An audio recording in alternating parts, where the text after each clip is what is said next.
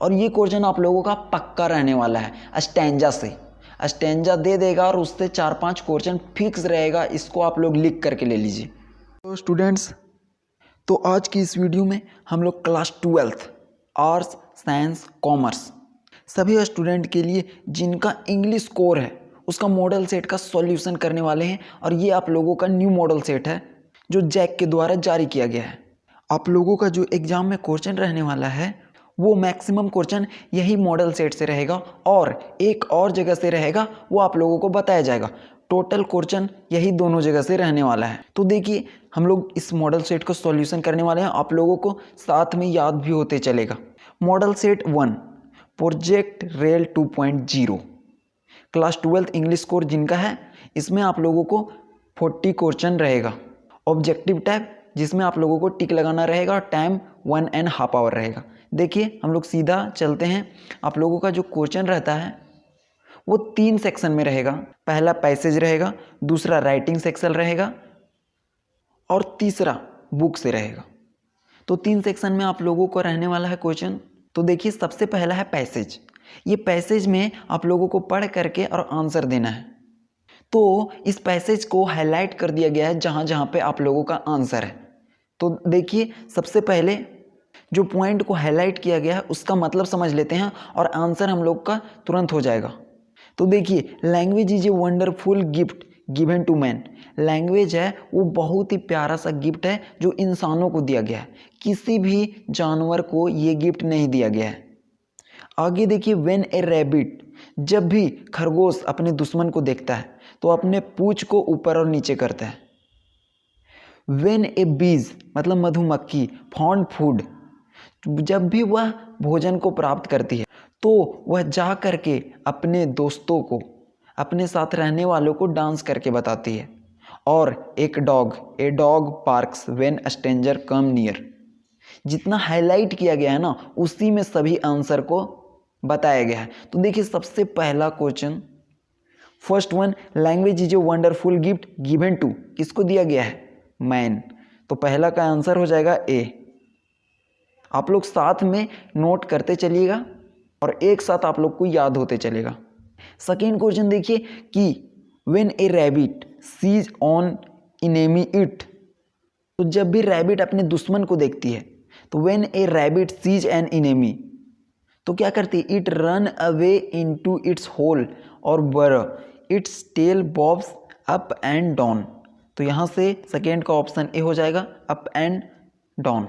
Third देखिए, very simple question, बोल क्या रहा है कि ए डैश बार्क्स मतलब कौन भौंकता है व्हेन स्ट्रेंजर्स कम नियर। तो आप लोग भी जानते हैं कि कौन भौंकता है, तो कुत्ता भौंकता है। तो a dog barks when stranger come near, जब भी अजनबी को देखेगा तो कुत्ता भौंकना शुरू कर देगा। फोर्थ देखिए, no animal possesses the gift of, तो किसी भी जानवर के पास क्या नहीं होता है। तो यहाँ पे देखिए, इसका आंसर दिया हुआ है कि no animal possesses this gift. कौन सा गिफ्ट? लैंग्वेज का गिफ्ट। तो यहाँ से आंसर हो जाएगा ऑप्शन नंबर डी। क्योंकि देखिए, डांस एनिमल करता है, जंप भी करता है और राइट भी करता है। वो लोग लिखने के लिए भी जानता है, बंदर है सो लिख भी सकता है, वो उछल भी सकता है और डांस भी करता है। तो एक चीज़ बच गया कि वो लैंग्वेज नहीं बोल सकता। नेक्स्ट वन देखिए, fifth, when a bees sees food its communicate to the other bees by, तो जब भी वो भोजन को देखती है मधुमक्खी तो वो कैसे दूसरे मधुमक्खी को बताती है? तो बाय डांसिंग। यहाँ पे इसका आंसर दिया हुआ है कि it does a kind of dance. When a bee has found some it does a kind of dance, तो एक प्रकार का डांस करके वो लोगों को बताती है कि वहाँ पे भोजन है।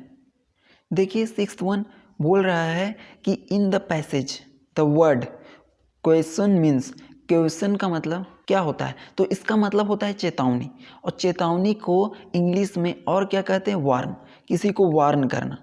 तो option number C is correct.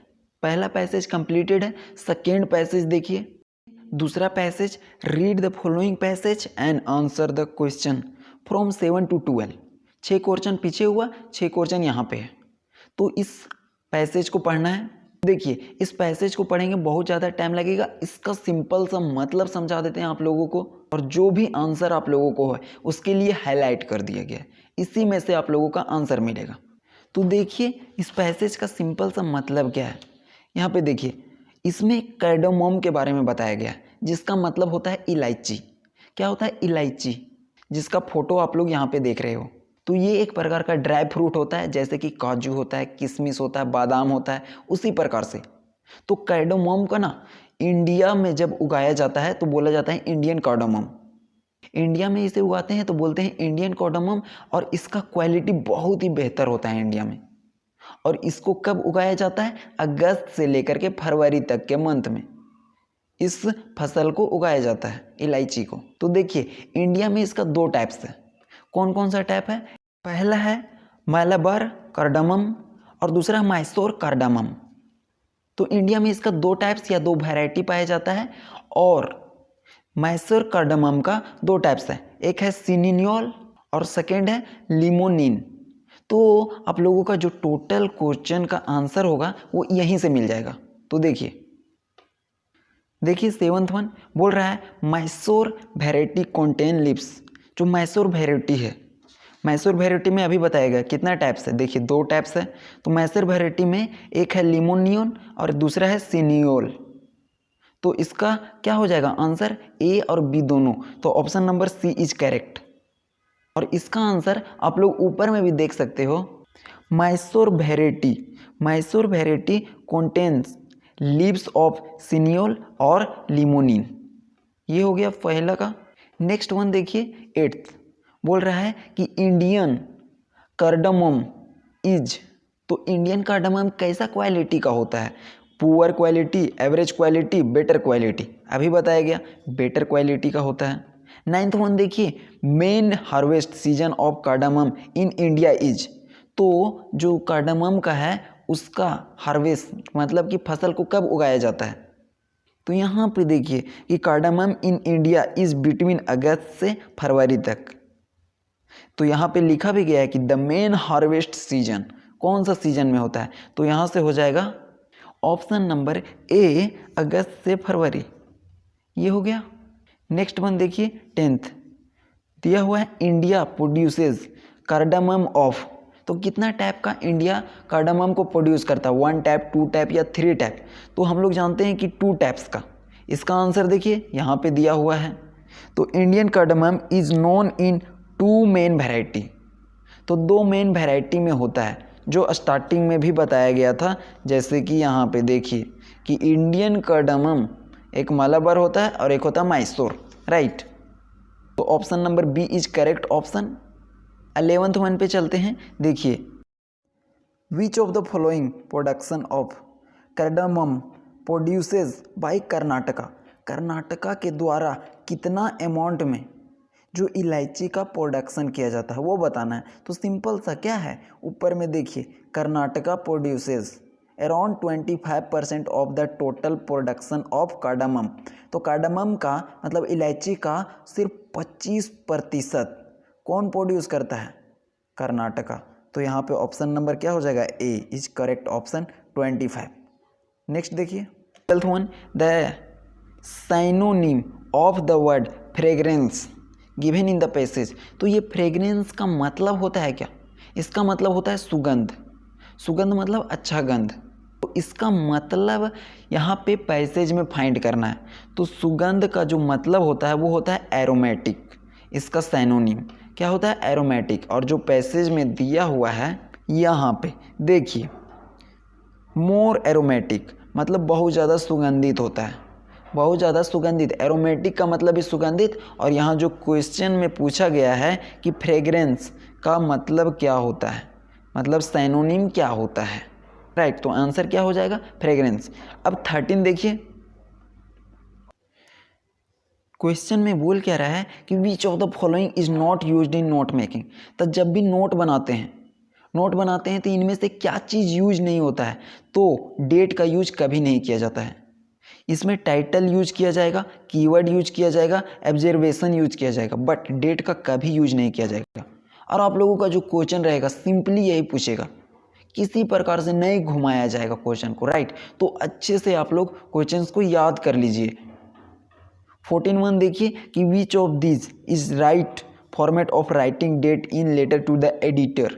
तो जब कभी भी न्यूज़ लेटर वालों के पास, न्यूज़पेपर वालों के पास लेटर लिखा जाता है तो उसमें डेट किस प्रकार से लिखा जाता है, तो वो हमेशा इस फॉर्मेट में रहेगा। याद रखिएगा ऑप्शन नंबर डी, 14 का option number D is the correct option. 15th में देखिए, 15 में होगा कि which of the following is not a part of summary writing. Summary writing का इनमें से कौन पार्ट नहीं होता है। तो जब भी आप समरी लिखिएगा ना तो उसमें आपको अपना वर्ड यूज नहीं करना है, अपना वर्ड यूज नहीं करना है। तो यहाँ पे option number A is the correct option, that is using your own word, right. कुछ लोग इसमें बी को मार देता है, be exact word from the text, ये नहीं होगा। आप लोगों का आंसर में ए होगा, इसको ध्यान रखिएगा। नेक्स्ट वन देखिए 16th, देखिए 16th one, notice in the school and college contain announcement for. तो जो भी नोटिस लिखा जाता है कॉलेज या फिर स्कूल में, किसके लिए लिखा जाता है, बच्चों के लिए लिखा जाता है, स्टूडेंट्स के लिए लिखा जाता है। तो option number C is the correct option, so 16 का हो जाएगा सी, स्टूडेंट, राइट। 17 देखिए, a formal letter start with. जब भी फॉर्मल लेटर लिखा जाएगा तो हमेशा सेंडर के एड्रेस के साथ शुरू होगा। क्या, सेंडर के एड्रेस के साथ। तो option number B is correct. देखिए 18th one, at beach palace with love can be used in the informal letter. तो इनफॉर्मल लेटर के अंदर जो लव शब्द का यूज किया जाता है वो कहाँ पे किया जाता है, बॉडी में किया जाता है या फिर शुरुआत में किया जाता है या फिर लास्ट में किया जाता है, तो उसमें क्लोजिंग पार्ट में किया जाता है। तो यहाँ ऑप्शन नंबर क्या हो जाएगा, ए। यहाँ पे ओपनिंग लिख दिया है, यहाँ पे ओपनिंग नहीं होगा, क्लोजिंग पार्ट होगा, राइट। तो जहाँ पर भी क्लोजिंग मिले आप लोगों को वहाँ पे सिंपली टिक आउट कर देना है। देखिए 19th one, who should be kept in mind while writing a good article. तो जब भी अच्छा आर्टिकल लिखा जाए तो किसको ध्यान में रखना चाहिए, तो हमेशा रीडर्स जो पढ़ेगा और उसके मूड को ध्यान में रखना चाहिए। तो option number C is the correct option. 20 देखिए, the heading subject of a notice should be. तो जो भी नोटिस का हेडिंग होगा या सब्जेक्ट होगा वो बी ब्रीफ एंड कैची।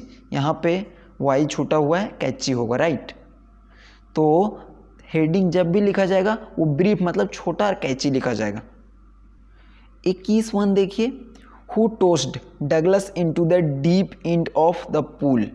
यहाँ पे पूल फिर प्रिंटिंग मिस्टेक किया है, तो आप लोग समझिएगा कि जो डगलस है, जो राइटर था, उसको पूल के अंदर कौन फेंका था, तो एक 18 साल का लड़का, तो प्रोबेबली 18 ईयर ओल्ड बॉय। तो ऑप्शन नंबर सी करेक्ट होगा। 22 देखिए, व्हाट इज याकिमा। यहाँ पे जो याकिमा है वो क्या था, तो एक रिवर थी, एक रिवर थी, एक नदी थी। ऑप्शन नंबर ए हो जाएगा। What does the last lesson symbolise. तो जो लास्ट लेसन है वो क्या सिंबलाइज करता है, तो वो बताता है कि lost of language and freedom, वहाँ का आज़ादी और वहाँ का भाषा को छीन लिया गया था। So option number D is the correct option. Next one देखिए 24th, who insist on being his own master. तो कौन जोर लगा रहा था अपना मालिक स्वयं बनने के लिए, तो जो मुकेश था, क्या बनना चाहता था, मोटर मैकेनिक्स, राइट। तो ये अपना मालिक स्वयं बनना चाहता था। आप लोग यदि कहानी पता होगा तो आप लोग को सिंपली सभी चीज़ समझ में आ रहा होगा, राइट। अगर कहानी नहीं पता है तो कहानी को एक बार समझ लीजिएगा, तभी आप क्वेश्चन को टैकल कर पाइएगा एग्जामिनेशन के अंदर। नेक्स्ट वन देखिए 25 में बोल क्या रहा है कि what makes the city of the Firozabad famous. तो फिरोजाबाद सिटी है वो किस चीज़ के लिए फेमस है, तो ग्लास बैंगल्स के लिए, मतलब चूड़ी बनाने के लिए वो फेमस है। नेक्स्ट वन देखिए 26, deep water is exert taken from. तो जो डीप वाटर चैप्टर है वो किस अंश से लिया गया है। एक्सर्ट का मतलब होता है किस अंश से, किसका भाग से लिया गया है, राइट। तो ये है वो ऑप्शन नंबर बी हो जाएगा, ऑफ मेन एंड माउंटेन्स। तो जो आप लोगों का क्वेश्चंस भी पूछेगा ना उसमें किसी प्रकार का कोई चेंजिंग नहीं करेगा इंग्लिश के अंदर, तो आप लोग ध्यान रखिएगा, इसको याद कर लीजिएगा। देखिए next one, who was the teacher of French. French का टीचर का क्या नाम था, तो मिस्टर एम हेमल। तो ऑप्शन नंबर ए करेक्ट 28 देखिए, when lives alive when everything seem dead. तो जब सभी चीज़ मृत नज़र आएगा तो उस समय क्या जीवित रहेगा, इसका मतलब ये है। तो इसमें ऑप्शन नंबर ए सही हो जाएगा, अर्थ, राइट। तो 29 देखिए, the poet of A road side stand is. तो जो पोएट का नाम है वो क्या है रोड साइड स्टैंड का, ऑप्शन नंबर सी हो जाएगा, रोबर्ट फ्रॉस्ट। 30 देखिए, Robert Frost life span was. तो रोबर्ट फ्रॉस्ट था, उसका लाइफ स्पेन बताना है कि वो कब जन्म लिया और कब मरा था। तो ऑप्शन नंबर ए हो जाएगा। ये सब चीज़ें आप लोगों को याद करनी है, क्योंकि इसमें आप क्या समझ सकते हो, कुछ नहीं समझने वाली है, right. So option number A is correct कि रॉबर्ट फ्रॉस्ट का जन्म और मृत्यु कब हुआ था, 1874 टू 1963। देखिए नेक्स्ट वन 31, ये है व्हाट इविल्स दैट वी पोच। तो हम लोगों के पास क्या बुराई है, जितने भी इंसान हैं ना उसके पास मैक्सिमम क्या है, सो गलत आदत है। तो पहला डिसअपॉइंटमेंट, हाँ ये भी रहता है सभी इंसान के पास। लैक ऑफ नोबल क्वालिटी, अच्छे गुणों का कमी रहता है। तो ये दोनों सही हो जाएगा। तो option number A and B is correct. तो option number D is correct, right. अब देखिए आगे है, read the given extract and answer the following from 32 से 40। तो 32 से 40 तक इस लाइन को पढ़ करके, इस स्टैंजा को पढ़ करके किसी पोएम का स्टैंजा दिया हुआ है, तो इसको पढ़ करके और आंसर देना है। और ये क्वेश्चन आप लोगों का पक्का रहने वाला है। स्टैंजा से स्टैंजा दे देगा और उससे 4-5 क्वेश्चन फिक्स रहेगा। इसको आप लोग लिख करके ले लीजिए। आप लोग जितना भी पोएम होगा ना उसको याद तो नहीं करना है, एक बार पढ़ लीजिएगा तो आइडिया लग जाएगा कि किस पोएम का है। देखिए क्वेश्चन नंबर 32, देखिए बोल रहा है कि नेम द पोएम। ये जो स्टैंजा लिखा गया है वो किस पोएम से लिया गया है। देखिए क्या है, but soon put that thought away and looked out at young trees sprinting the Mary children spilling out of their home. तो ये पढ़ने से पता चल रहा है कि यहाँ पे ट्रीज आया है, यंग आया है, स्प्रिंटिंग आया है। तो ये जो पोएम है वो है माई मदर एट 66, जिसके लेखक कमला दास थी। तो वही बोल रहा है कि पोएम का नाम बताइए। तो my mother at 66, option number C correct हो जाएगा। 33 देखिए, नेम द पोएट। कौन है पोएट इसका, तो Kamala Das is the poet of the poem my mother at 66। अब देखिए 34, who looked at the young trees. तो जो यंग ट्रीज है उसकी तरफ कौन देख रहा था या फिर देख रही थी। तो सिंपल सा, द पोएट कमला दास थी, वही देख रही थी। तो ऑप्शन नंबर ए करेक्ट हो जाएगा। ऑप्शन नंबर ए आपका करेक्ट हो जाएगा। 35 का देखिए, was Maharaja successful in killing the tigers. तो क्या जो महाराजा था वो टाइगर को किल कर पाने में सक्षम हुआ? नहीं, क्योंकि वो 99 टाइगर को मार पाया, 100वां टाइगर को वो नहीं मारा था, कोई दूसरा कोई मारा था, राइट। और वो खिलौने के टाइगर से मौत हो गई थी उसकी। तो ऑप्शन हो जाएगा बी, दैट इज नो, कि वो मार पाने में नहीं संभव हुआ था। 36 देखिए, what were India and Antarctica together called. तो जब इंडिया और अंटार्कटिका एक साथ था ना तो उसको क्या बोला जाता था। तो ये याद करने वाली चीज़ें हैं क्या, Gondwana. Option number A is correct option. Next देखिए 37 question, what was the profession of Sadao's. तो सदाउज एक प्रकार का डॉक्टर था जो बचाया था आदमी को। जो कहाँ से बचाया था, समुद्र के किनारे अधमरा पड़ा हुआ था, राइट। तो वो एक प्रकार का क्या था, डॉक्टर था। प्रोफेशन का मतलब वो क्या काम करता है। देखिए 38, जो इज़ द डॉटर ऑफ। जो किसकी बेटी थी, तो जो थी वो जैक की बेटी थी। जो जैक याद हो गया होगा। तो जो थी सो जैक की बेटी थी, और जैक है वो अपनी बच्ची को हमेशा कहानी सुनाया करती थी। क्या आप लोगों को कहानी याद हो रहा होगा। अब देखिए 39, हु इज़ लैम्ब। लैम्ब कौन था, लैम्ब एक बूढ़ा इंसान था जिसका पैर क्या था, डैमेज था, राइट।